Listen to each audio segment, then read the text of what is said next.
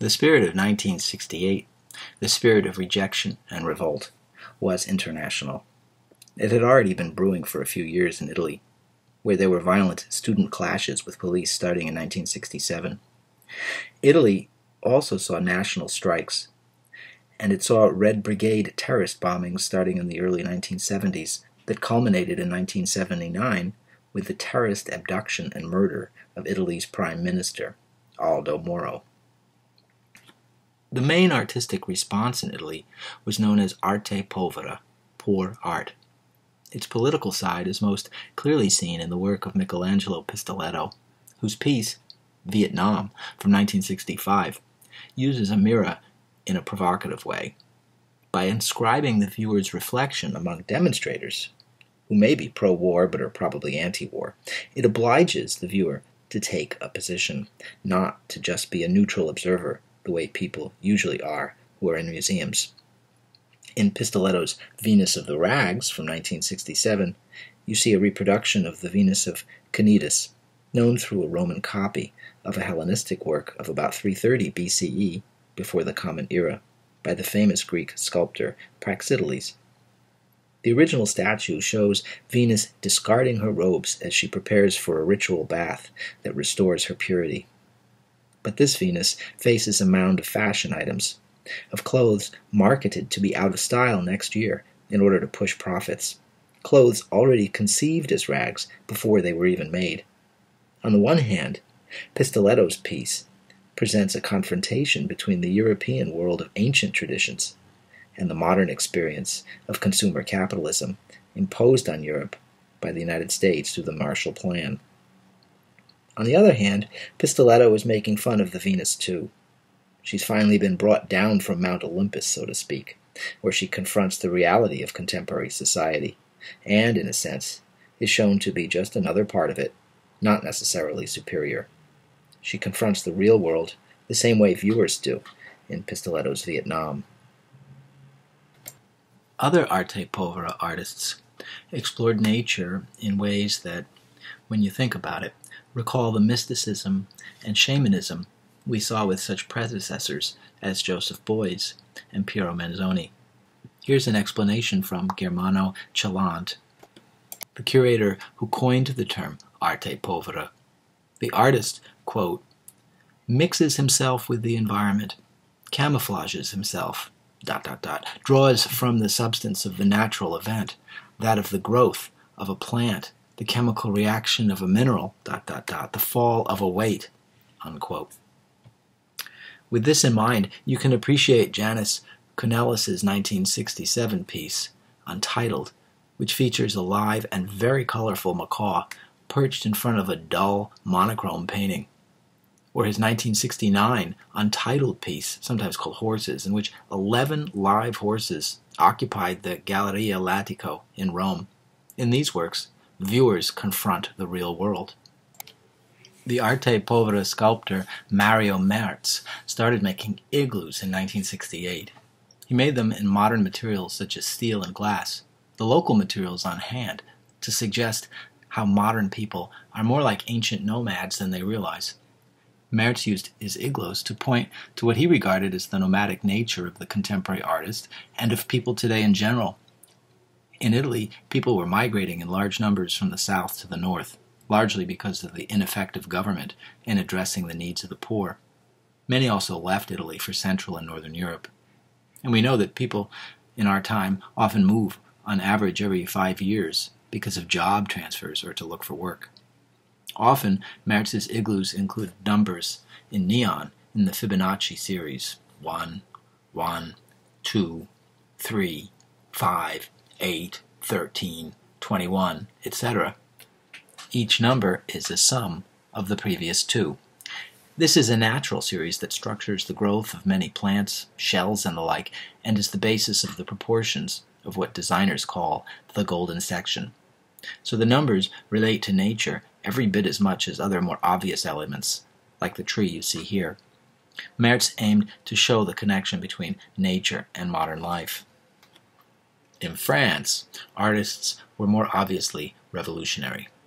Let's start with the lettrists, also called the affichistes, because in French, An affiche is a poster, a posted ad. What they did, as you see here in a work by Raymond Haynes, called L'affiche au coup de pied, or Poster with a Kick from 1960, is to peel off layers of posters on public streets. What the peeling exposed was an archaeology of ads that suggested how we are really inundated by ads. It also often suggested how standardized ads are, for it was pretty common to see a face appear in the same place as the one that had just been cut away or peeled away. Perhaps most important was the fact that the artist mutilated an ad so that it couldn't communicate its message anymore. Technically, the letterists were part of the Nouveau Realisme group, but spiritually they were more connected to the Situationist International. The Situationist International, founded by Guy Debord, aimed to unite artists in various countries in an attack on capitalism. Still, it was mostly French. Debord decried the extent to which society had become what he called a society of spectacle. Spectacle is a Marxist term for an event which is designed to generate sales. For example, the street fairs that fill New York City in the summer look, to tourists maybe, like authentic festivals. But of course they're not. They only ape the superficial appearance of a fair, so that people will assemble. There they see the same merchants from the last fair, the sock guy, and the tool guy, and the massage guy. But now that they got you there, maybe you'll buy something. Debord believed that the entire society had lost its authenticity, that in virtually every way it was just a kind of insincere scam aimed at selling things. In other words, mass media, advertising, and the like created a false reality that camouflaged just how degraded and meaningless human life had become under advanced capitalism. To escape the stranglehold of this society, Debord aimed to create circumstances, what he called situations, that could fulfill the kind of human desires and passions, the human needs that advanced capitalism had degraded. Debord developed two tools, dérive, which translates as drift, and détournement, which translates as derailment or diversion. To drift and to derail or divert was the message of Debord's psychogeographic map of Paris from 1957.